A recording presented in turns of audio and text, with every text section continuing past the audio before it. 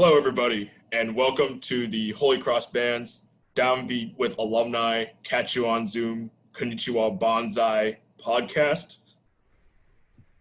That last one was from Kevin.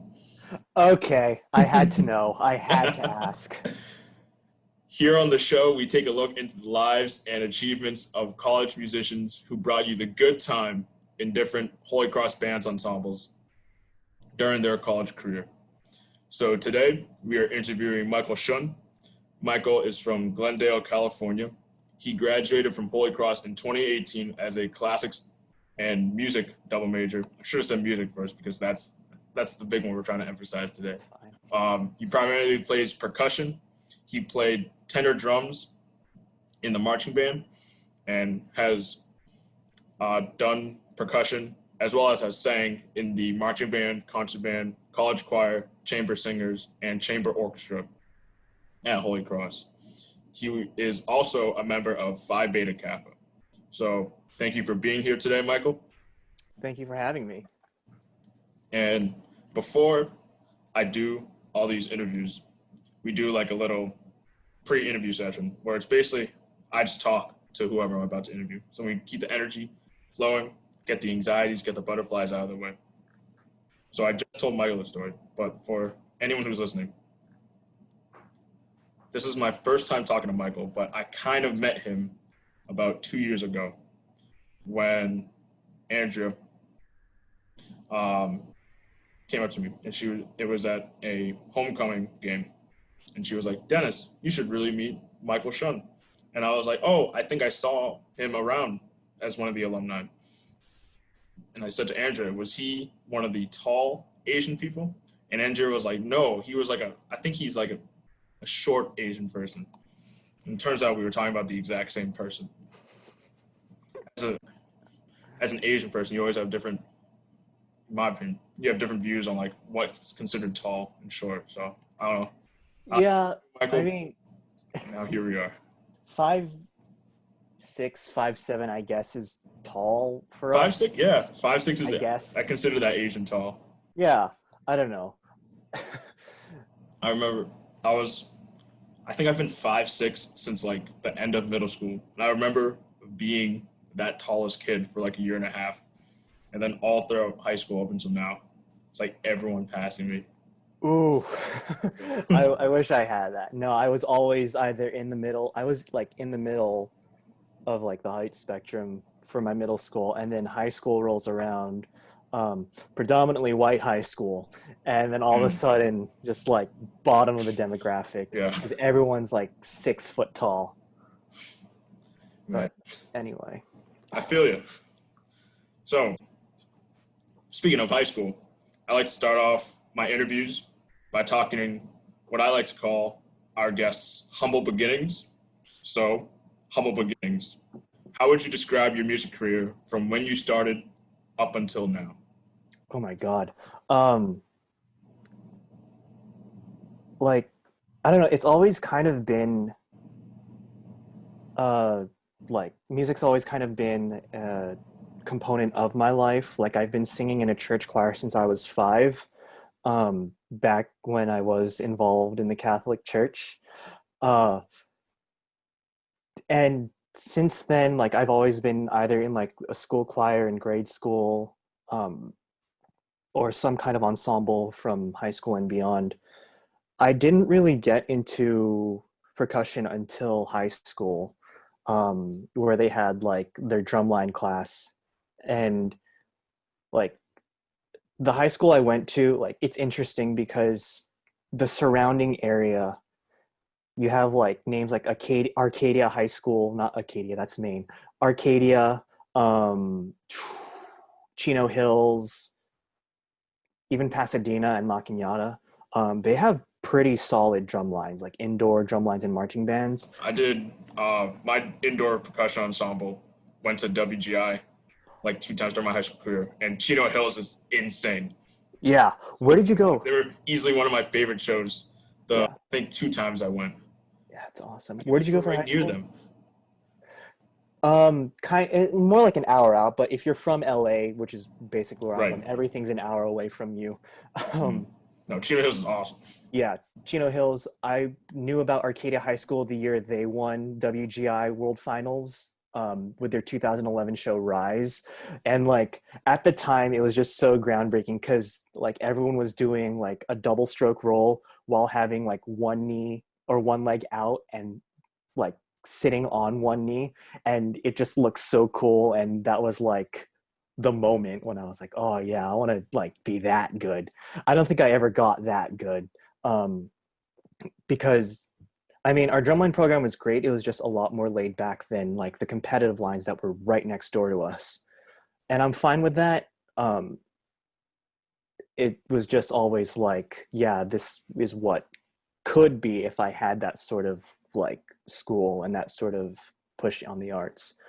Um, but I still like taught myself a lot, just a lot because we also didn't really march. We did parades, but it wasn't like serious, like your run of the mill Memorial Day and Christmas parades.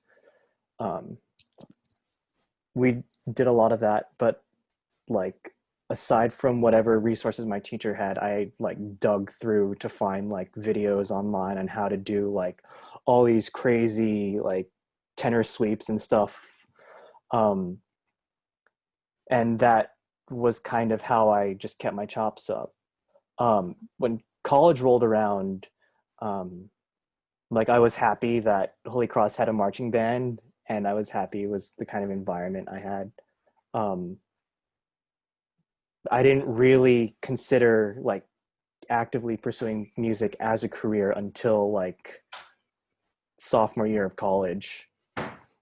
So up until then, it's always just kind of been like, yeah, it's something like I want to get better at or I want to teach myself how to do. Um, but it really wasn't until that sophomore year where I was like, oh yeah, let's see how this pans out. So you sang first, and then you eventually did drumming, where a lot of what you do was self-taught, Yeah. and you got more serious as you went into college too. Yeah, like the only lessons I really took as a kid were for like guitar and stuff because like every 10-year-old we like bought Guitar Hero and thought, "Oh, this is easy. We can do this in real life." It's not the same, full disclosure. Not at all. Um but like I learned it for a little bit, took a break from it because this was around the time high school rolled around, so I was doing more of like the percussion thing. Um I still have my guitars somewhere lying around back at my old home in Glendale, and I kind of want to ship them up here because I kind of miss it. But also, that's a time commitment. So, who have been your biggest influences in your life, in your musical career? Either or. In my life, Fred Rogers, like of Mr. Rogers' Great Neighborhood, answer. um, Good guy. he's just the embodiment of goodness in the world. Um, and every now and then you see like one of his like last speeches, like right before he got really sick, and it's just like, oh, what a wholesome man. Um, His biopic, I remember seeing in theaters, packed to the brim with people. I can imagine. I still haven't seen it yet. Like even though So I good. admire the man so much, I still haven't seen it, and I'm a little ashamed of it. Um, in the music world,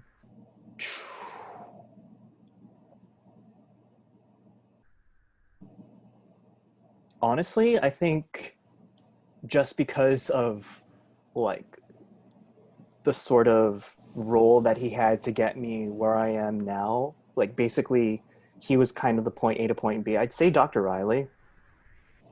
Um, like I've always had like a really supportive music teacher from like middle school, grade school, even in high school to some extent. But it wasn't really until like college when I had a music teacher who said like, yeah, um, if you're going to think about going to grad school for composition conducting or whatever it is you do, here's what you should be thinking about, and here's how I can help you. Um, So he's kind of been like that sort of like jumping off point between thinking that music was just kind of a hobby versus trying to figure out some kind of career in the field. So you can kind of blame him for everything I've done. I wouldn't say blame. So, going by this, you judging by what you said, I'd say you didn't always know you wanted to major in music. That was something that developed during your time at college. Yeah, I mean, I remember in eighth grade we had to do like these sort of timeline projects that were like reflect on your life from birth until now, right before your middle school graduation, which is such a pivotal moment in your life. Um, and then also think about where you're going to be in 15 and 20 years from now.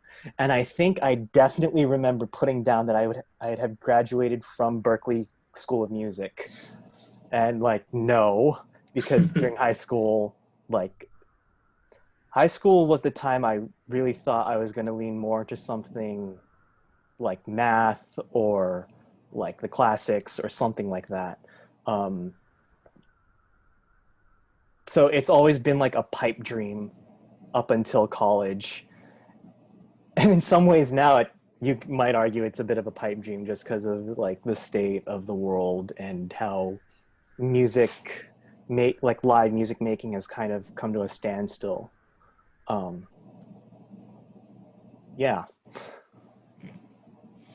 Um, with that, we also live in a sad world, a problem that existed before the pandemic of underfunding in the arts and this horribly common misconception that like majoring in music or majoring in arts is like, what are you doing with your life? When easily there are skills that you can get from music that one make you a great musician, and if you work hard at something, you're bound to end up where you need to be, and just skills that apply in the whole in real life.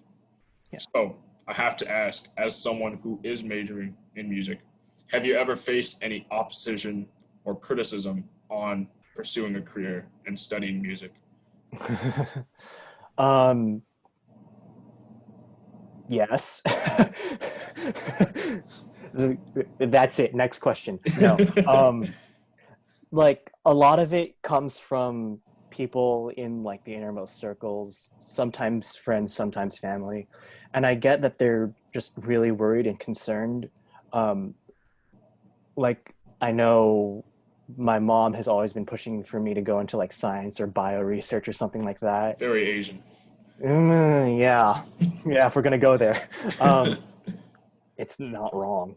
Um, and like there was a time in high school where I was like, yeah, maybe I could see myself going to study like to be a doctor or to go pre-med or whatever. Um, but then also like after actually doing like the work and stuff, like it's interesting, it's really cool. Biochemistry was one of my favorite topics of like AP Bio and stuff. I just it didn't really click with me. Like I just didn't enjoy having to learn it. Like it was interesting and it was really fun to see how like the biochemical reactions work. To like see myself in like a career in like a lab setting, no. Um, and again, it comes out of respect and it comes out of concern. But at the same time, the more the more I've kind of like gone through life, even though I'm only like what 24, um, the more I see that like committing to a major doesn't really like condemn you to that life. Condemn's probably not the right word, but it's more No, just that like makes sense. I know people that studied like zoology in undergrad and got like their masters in it, who went off to go study library sciences and be like manage stacks and like libraries at universities. Um, I know I know a couple like English majors and law people that first went into law and then decided to go into music. So in some ways it's not like the be all end all.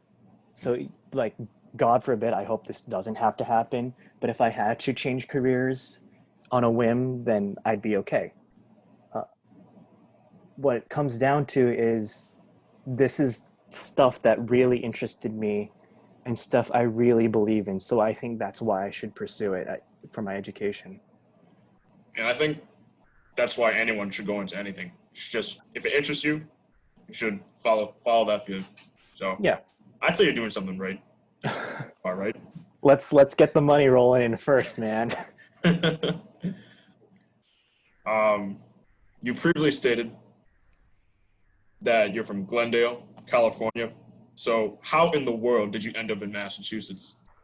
Do you want the run of the mill story or do you want the true story? They're kind of the same thing. Um, I'd love follow your heart. I see what you did there.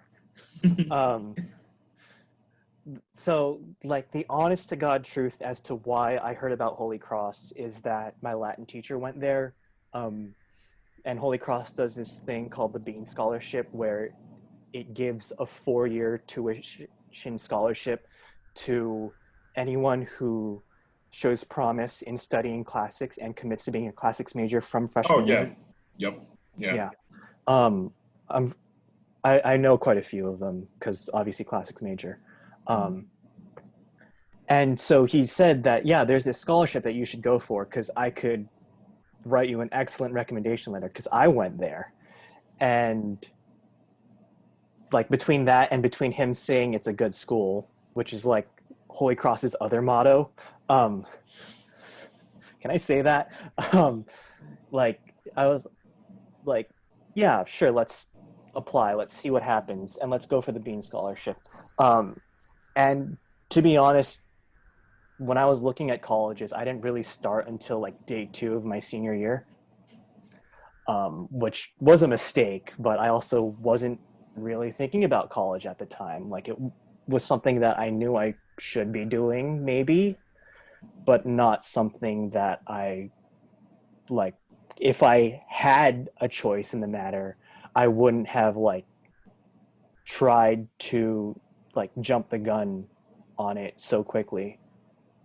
But that's a whole other story. Anyway, March and April roll around. I get accepted to Holy Cross. I don't get the Beam Scholarship, which is kind of a bummer because that would have been the deciding factor. At the end of the day, um, my biggest decision for where I'd go for school was to follow the money. And if I got the Bean Scholarship, that would have like committed me essentially. And why wouldn't you? It's a great deal. On the other hand, like the other schools I got accepted to, like without the Bean Scholarship, all the financial aid sort of added up to be about the same, so I'd have to end up paying the same, except for NYU, but it's NYU. Yeah. Um, Yeah. so like after I didn't get that scholarship, I was kind of like, okay, um, my folks say I need to pick a school, so I got like this hat, folded up like index cards with the names of the schools on them, and Oh then just kind man. of drew one out. And I'm like, okay, we're going to Holy Cross. Dude, that is hilarious. Well, that the last part because I have a crazy similar story. You do. Yeah, I think I narrowed it down to 4 schools, and I had like a fee waiver. So my parents told me we had a list of colleges, and they said we want you to apply to these, and I said, well, I want to apply to these, and we had a free fee waiver, so I just applied to a bunch of places, and then it was like 4 days before the due date to decide Yep. today. So then at lunch at school, I four squares, took a bottle, spun the bottle on Holy Cross. That's a story I like to tell. Granted, I still had a conversation with my parents, and they liked this place, and it worked out. But it was very coincidental. It was almost like fate that it landed on that square. Yeah, that's the story. I mean, it's a lot of chance that kind of threw into it. What were the other 3 schools, if you don't mind me asking? I like to keep that off the record. Okay, that's fine. I'll let you know when we're off the record. But this Ooh. Holy, It's nothing very exciting. That's fine. But yeah, and just that's funny though. Leaving college is up to chance. In hindsight, like I'm glad because like I wouldn't be here right now, like in New Hampshire, and have studied like music at UNH, or who knows, I might have. Um, but at the same time, a little bit reckless, Michael. Mm. It all worked out in the end. Yeah, definitely. Um, so as someone who grew up in California and as someone who attended school in Massachusetts, and now you're still in New England, you're in New Hampshire studying at UNH.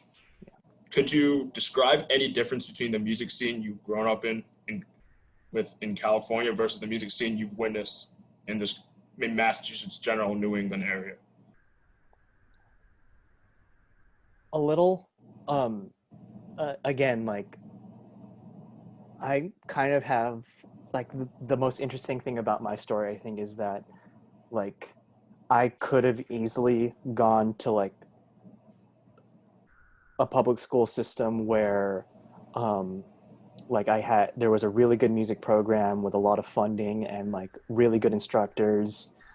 um Instead, again, because Catholic tradition, my folks put me through private school for a lot of my life. Um and the main trade-off is that like sometimes, at least back in my day, their music programs weren't as fully fleshed out. um so in a way, I've kind of had my own little like insular bubble into like what I think music education was, or what I had as music education. um and it kind of extends to Holy Cross, just because like what like again, it wasn't like a music school proper like an Eastman or a Berkeley or a Boston Conservatory, which is fine. It was a liberal arts approach to studying music. uh, so at least on the school level, like it's kind of been the same for me. At least like my experience shouldn't speak for everyone. It definitely shouldn't. um, but in terms of like the competitive scene between like New England and California, I think,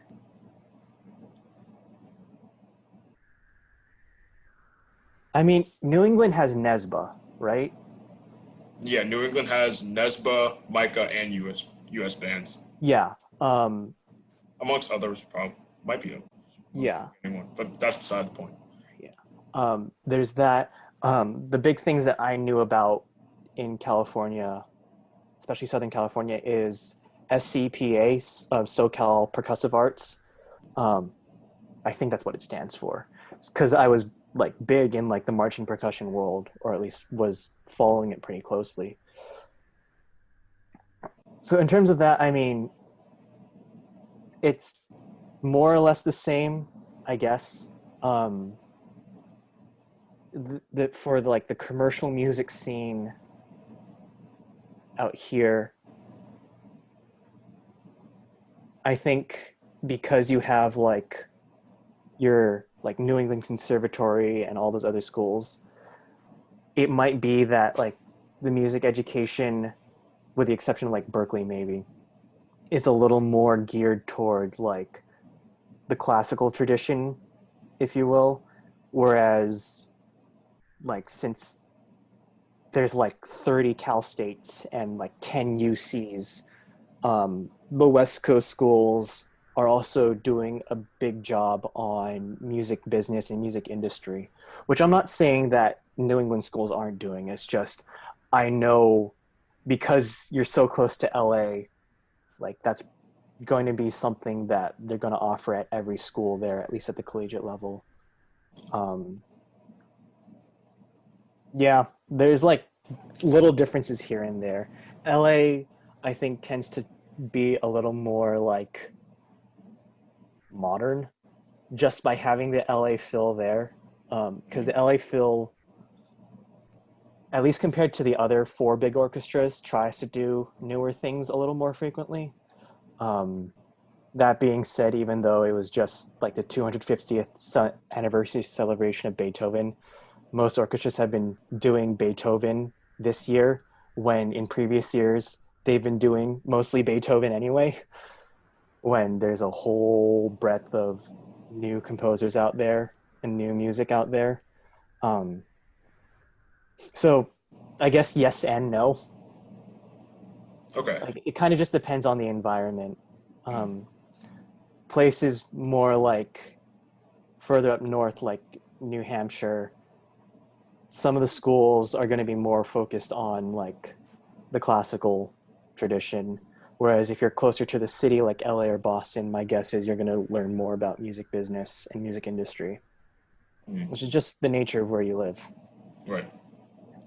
Um, you previously mentioned the different mottos that Holy Cross has, and Holy Cross, being a Jesuit school, embodies values such as cura personalis, or men and women tuned for others. So, how would you say music embodies these ideas, and how does music provide a service, in your opinion? How does music promote the cura personalis, and how does music also promote service? Are Yeah. those basically questions? Um, I mean, for the cura personalis thing, it like music is interactive, and I think that's important. Like it's in the same vein of like cooking, which is also something I try to do and try to be creative on. Like it's a creative, interactive work, and I don't know like the whole like cognitive science behind it or anything, but just to kind of have that sort of like activity where it's not just like, like putting like a puzzle together, which is a great pastime, by the way. It's also like trying to find ways to be better at it, like whether that means more efficient at it, like how I like write and try to be efficient in composing, or like try to just gain more technical skill. Um,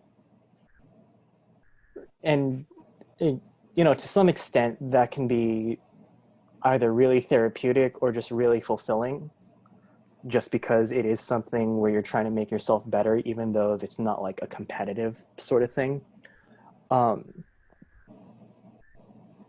yeah, and I guess the same applies for cooking, because again, it's like putting your own creative spin on things and trying to make yourself better for you, really. Like, even though music is a very outward activity, like at the end of the day, it's also to kind of give you something to do without trying to get like all like, oh, it's the music for the soul and a universal language, which that's getting a little too preachy sometimes. Um, in terms of service, like it's a way to communicate within your respective communities. Like we'll harp on it. Like to say music is universal language is kind of true, but also the music you hear at like a church service is different in terms of different compared to like a jazz concert or like a live orchestral concert, um, just because of like what it is the music is trying to accomplish. Because in a concert setting, it's a lot more like, oh yes, this is to show like artistry at the highest possible artistic level. With service or with like church service and stuff, it's to communicate that sort of like relationship between the divine, whatever you perceive it to be, and the people experiencing it. So it's its own divine encounter. um So really, music as service kind of depends on the scenario. Like it's either to experience that level of artistry or to better bridge that communication and encounter, like divine encounter. Um,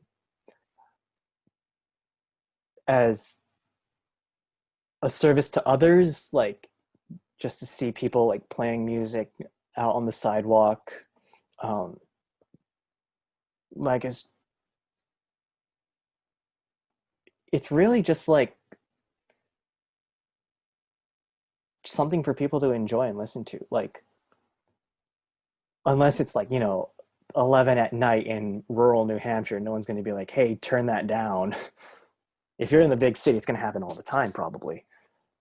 um, yeah, does that kind of answer the question? It's a little on the philosophical end. No, that was a good answer. Okay. Um, you kind of alluded to this before, but you stated to me that it was concert band your sophomore year that made you want to pursue graduate school for composition, which you Right. are currently doing at UNH. Yeah, well, If there's any more to the finished story, technically, but yeah. well, um congratulations. Thank you. It's been a Is there a little journey. more to that story that you're able to share with us? A little bit, yeah. Probably a lot bit. uh Sophomore year, like I said, was the time I was considering grad school. I just didn't know if it would be in classics or music or whatever.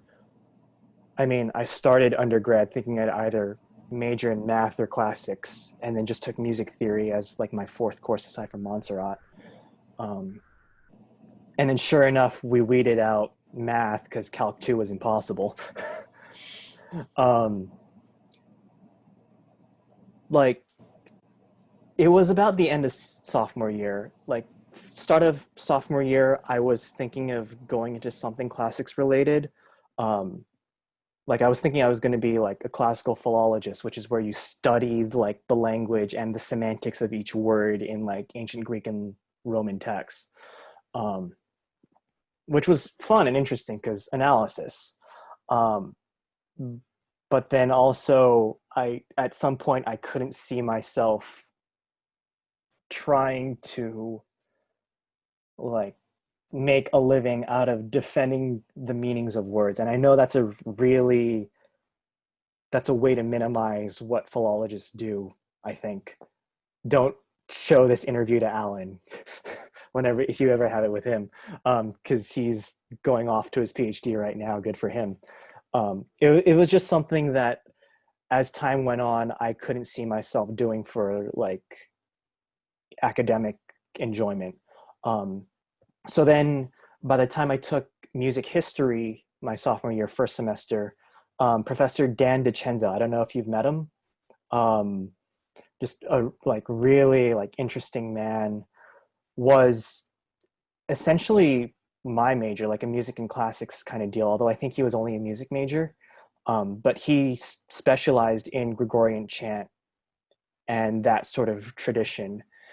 And so when he did a guest lecture for the history class, I was like, wow, this is brilliant. I could probably do this.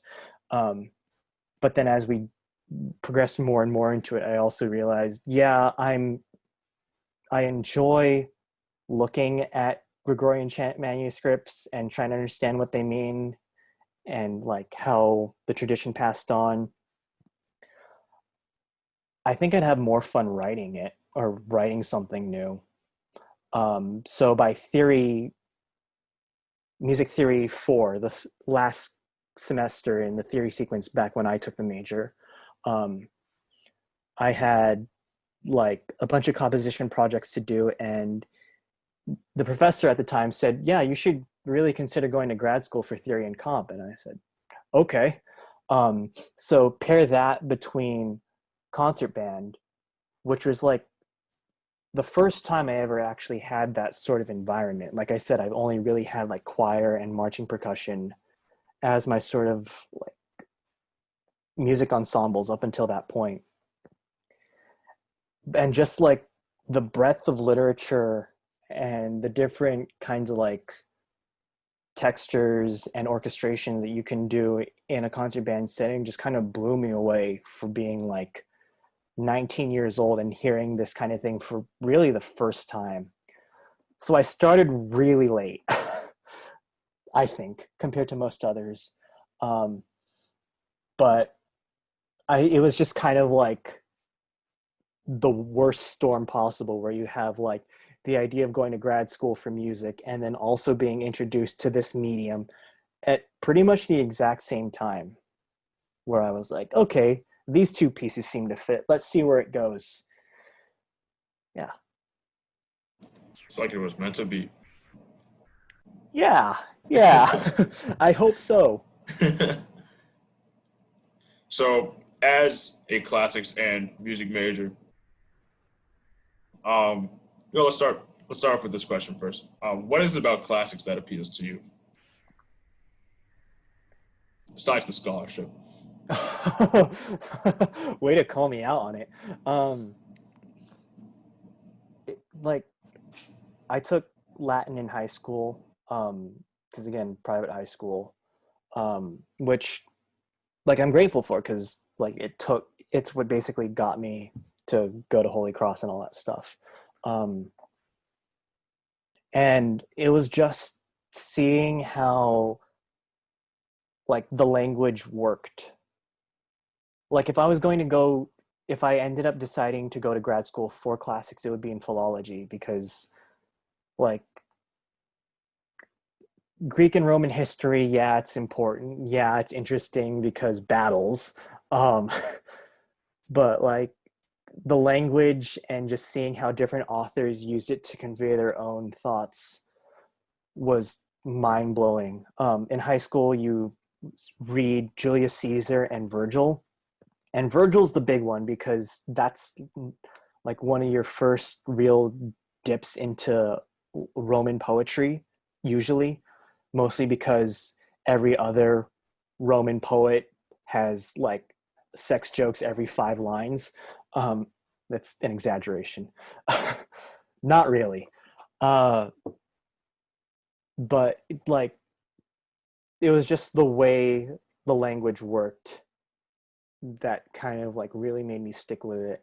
Um, at the same end, like ancient Greek, when I took that in undergrad, did the same thing. It's a lot harder because there are so many other nuances to it. Um, but it was like a fun challenge to read. Um, like languages, fine and good. History and culture, eh, like it was fine.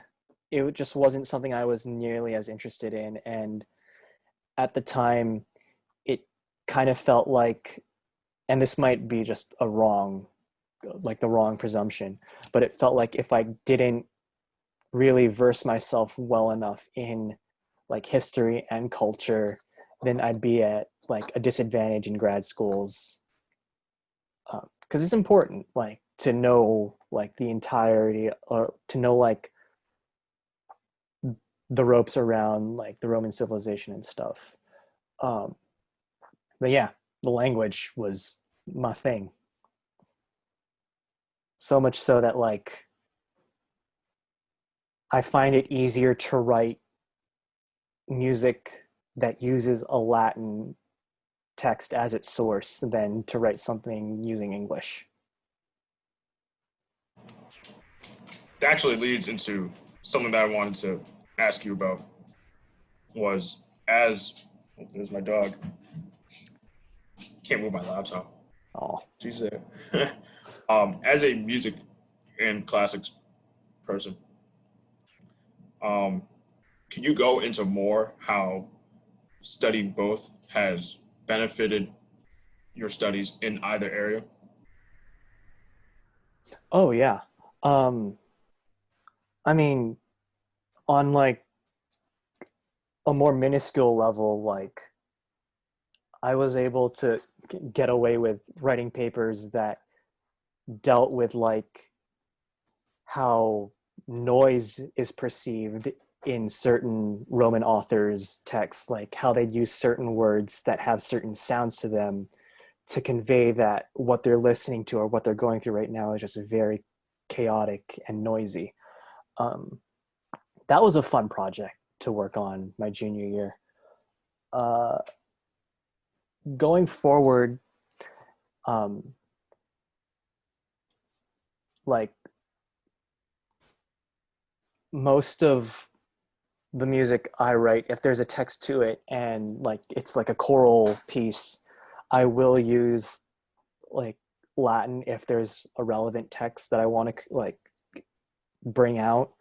Um, One, just because like the word painting, like where you like let's say a Latin word that means like high or celestial appears in the text, then you can just set that by having like the top voices and the sopranos sing really high at that moment.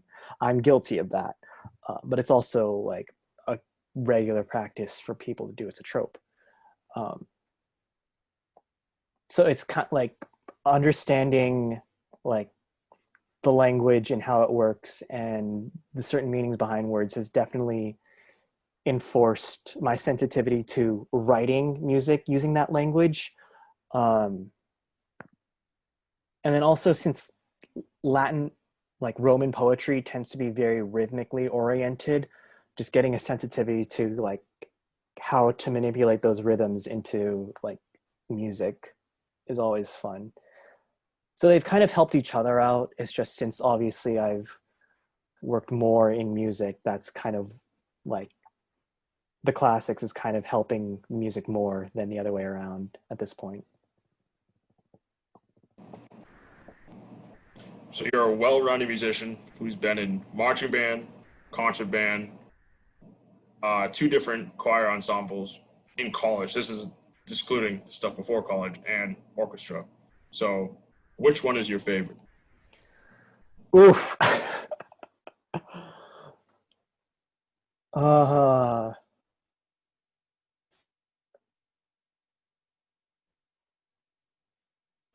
I know I've had to think about this for a while now. I like, I can't really choose because part of it is like the overall experience of being in so many ensembles at once and trying to juggle that in college while also doing like work study and keeping up with your classes, which back in my day music ensembles didn't count as classes, so there's that if you want to know how old I am. I'm not that old. um okay, for different reasons. Marching band is my favorite for the friends. Concert band is my favorite because again, as a percussionist, that's like the moment like percussion really can come to the forefront. um, just because it's well, I mean, it's been around for thousands of years, but as a section, it's fairly new to the concert scene, compared to like your clarinets and trumpets and stuff. Um, Orchestra is really good because it just introduces you to like the established literature, which is getting pretty dated at this point. Sorry. um, I'd also even say that choir is really good because of the friends. Um, yeah, I can't pick a favorite because they've all contributed something really important to me. Chamber singers was some of the hardest literature I've ever performed. I mean, I'm also just an okay singer and a okay at best sight reader. Um, but just introducing myself to that environment where it is very much one on a part and you are so responsible for helping everyone else sound good too.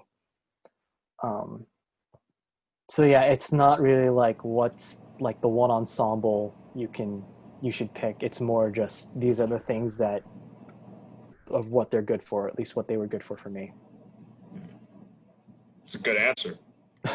I felt like I just kind of like took the easy way out. Let's see how you get out of this next question. Okay. if someone came up to you and they could only do one of the ensembles that we just mentioned, marching, concert, choir, and orchestra, one of those four, they could only do one, which one would you lead them to? All right, I'm going to send a question back to you. What's their instrument? It's a good question. Honestly, as long as it's not like, I mean, even if they only did play violin or cello or viola or I say, double, fellow percussionist. the percussionist. Um,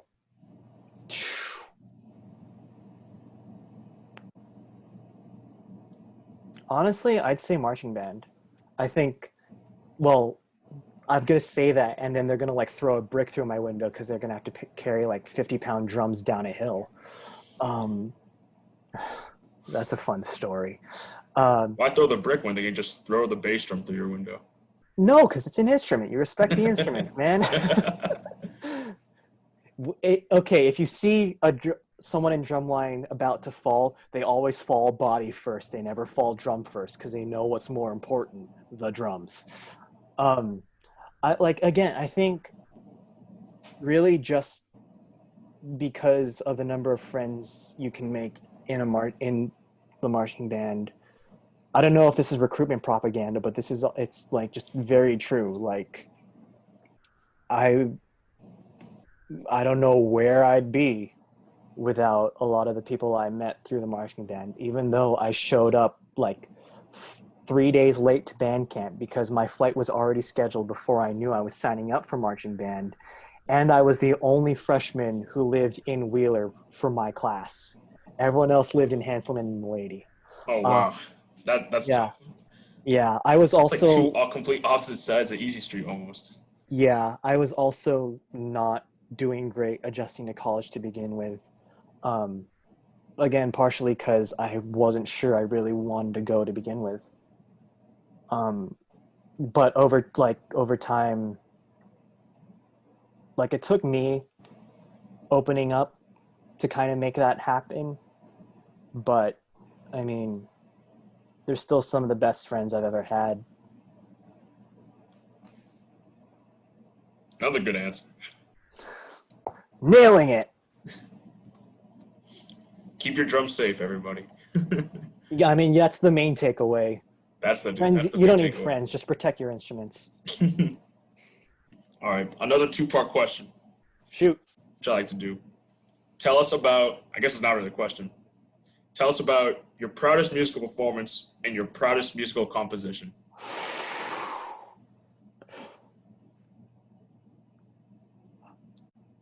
My proudest musical performance is the harder question to answer because I'm always like, and it's a little toxic, but I'm like almost never 100% happy with a performance just because like I always like just as a person harp on the things I did wrong in the moment, which is not healthy. Don't do that. Do as I say, not as I do, except do the thing I just said to not do. Um I don't know. Like back at Holy Cross my senior year, the first concert band piece I wrote was also the first concert band piece I ever conducted. And that was fun. And that like it went fine. Like I'm happy with how the performance and how like the stuff I wrote turned out. Looking back on it, I definitely would not have like conducted my own piece for the first time if I really thought about it. This was also when I was thinking about going to grad school for conducting, not composition. So I had to make sure I had a conducting tape. So I conducted my own piece for throwing myself to the wolves, really. Um, like it was a cool moment. So maybe like we'll make that the unofficial answer. Um, I just again would know better and not do that again. Sure enough, for my master's thesis, I wrote a symphony for winds, voices, and percussion. It's 30 minutes and takes, so this kind of ties in with my classics career. It takes the credo chant, like the credo in unum deum, which means I believe in one God, but shortens it to credo in unum, which means I believe in a oneness because universalism. And it's not blasphemy because I haven't been struck down by lightning yet. Um, but like I started that in June of last year. It took about 6 months to finish. Um, and then just seeing the rehearsal process happen at UNH with the wind symphony and chamber singers was amazing. Um, and then right before the dress rehearsal, I had to conduct it because the director wasn't going to be there for that rehearsal and they needed that extra time. So I got that out of my system and kept remembering why I don't conduct for a living. But that performance, like that weekend or week later, was really great. Just to see that the stupid ideas I had actually made sense and actually worked in context. Yeah, that symphony is probably the peak of my life. I'm sure you've got a bunch of great things coming up ahead in life, but we're reaching about our last round of questions. So, going back to, say, a budding music major in their undergrad came up to you. I think we alluded to a lot of great pieces of advice, a lot of great lessons from this past hour talking to you. But what advice would you give to a budding music major?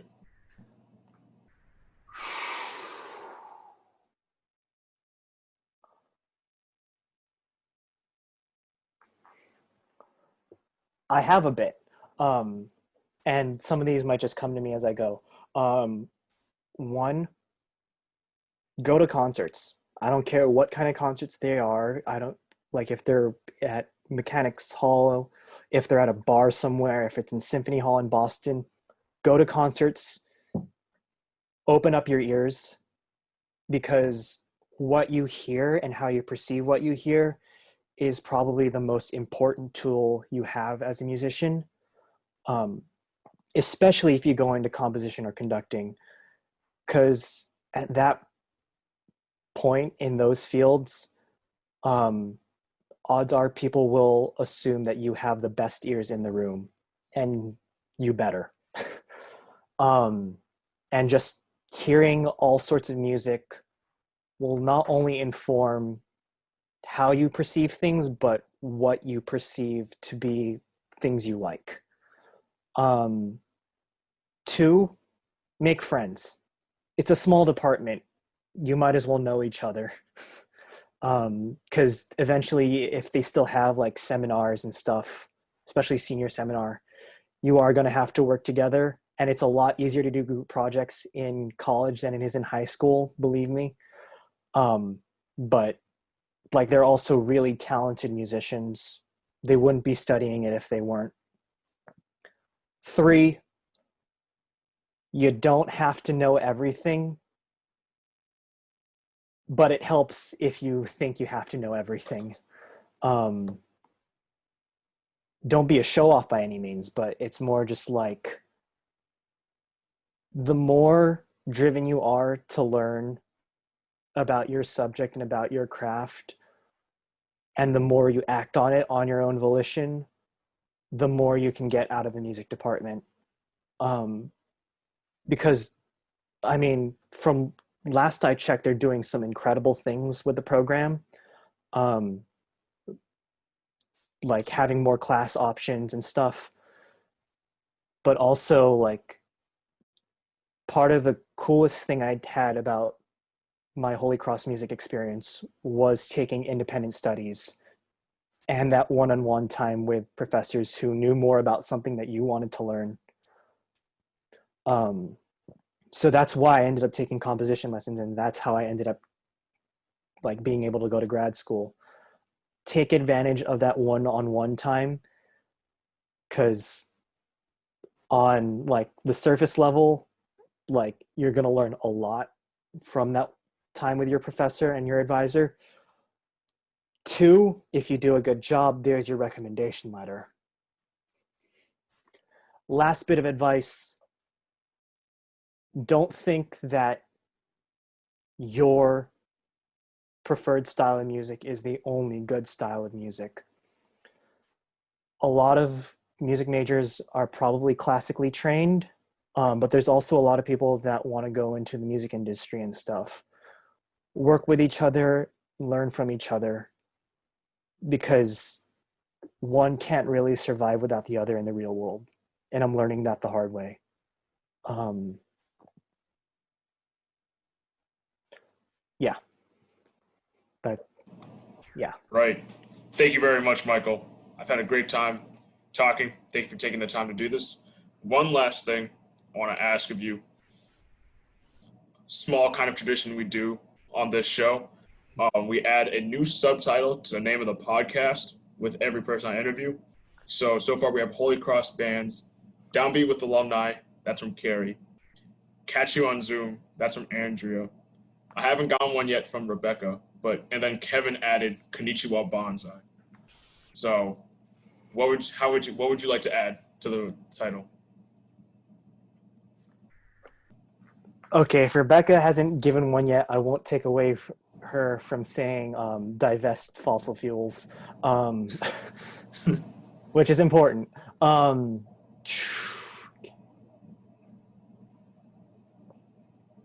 See, you warned me about this, and I tried thinking about it, and I still can't come up with one. Um, oh, that's an easy way out. Um, this is probably an inside joke for a lot of like, I don't know, class of 2020 and upward. So like 2020, 19, 18. Jeremy, for the love of God, give me an A. Give me a what? Give me an A. A? Yeah. If you know, like, did you guys do like the Hoya chant like at football games? Oh yeah, we still do that. Yeah. You were around, or no, that was before. I actually Um, have the A this year. you do. That's Yeah. yeah. Um, Jeremy kind of started, or well, the person who did the Hoya chant started like the whole making a big deal sort of thing. uh, And that's your piece of band history.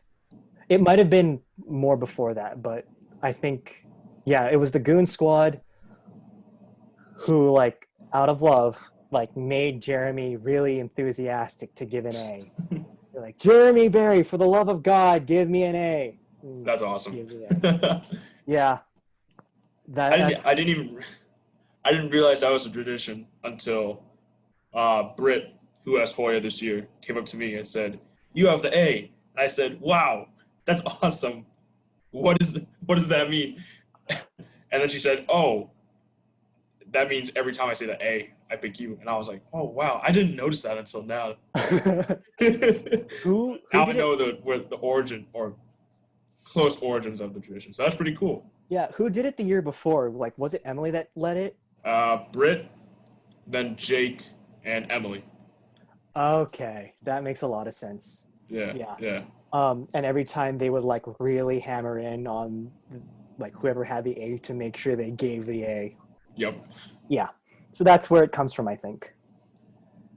You know what? That makes a lot of sense now because I remember Jake really hyping Britt up about the A. Yeah. All right. It's all coming full circle. It's good. Yep. Yep.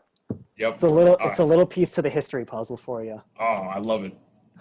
So, Holy Cross Bands, Downbeat with Alumni, Catch You on Zoom, Konnichiwa Bonsai, Jeremy, for the love of God, give us give us an A. Yeah. All right. Podcast. I love it. Thank you for joining us today, Michael. Thank you so much for having me, Dennis. This was fun. Yeah, thank you. For anyone listening, follow the social media links down below in the description. And thank you very much.